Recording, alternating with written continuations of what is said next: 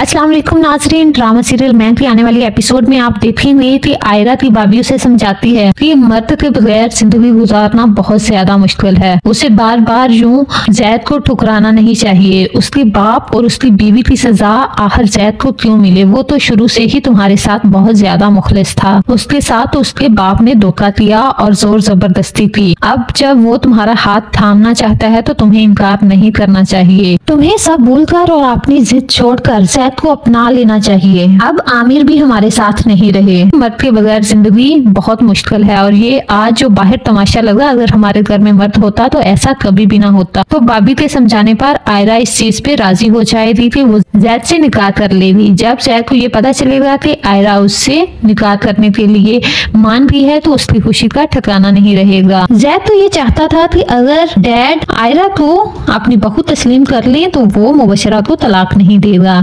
लेकिन आसम साहब किसी सूरत भी आयरा को अपनी बहू के रूप में कबूल नहीं करेंगे।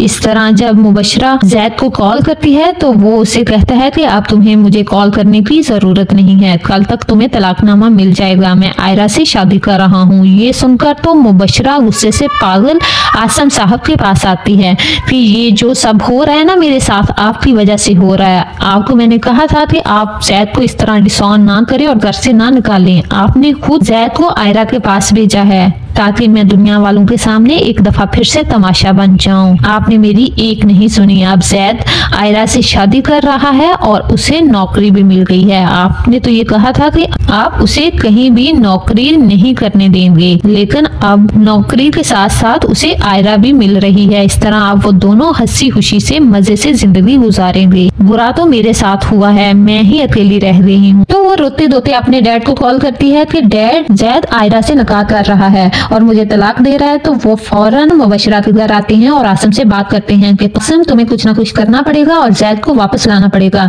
ये ना हो कि वो आयरा से निकाह भी कर ले और कभी वापस ना आए। तो इस तरह मैं अपनी बेटी को यहाँ डिग्रेड होने के लिए नहीं छोड़ सकता। आसम साहब भी अपने फैसले पर डटे हुए हैं। वो कहेंगे कि मैं किसी सूरत भी जैद को अब वापस कर नहीं लेके आऊंगा और ना ही उसे मैं दोबारा से ऑन करूंगा।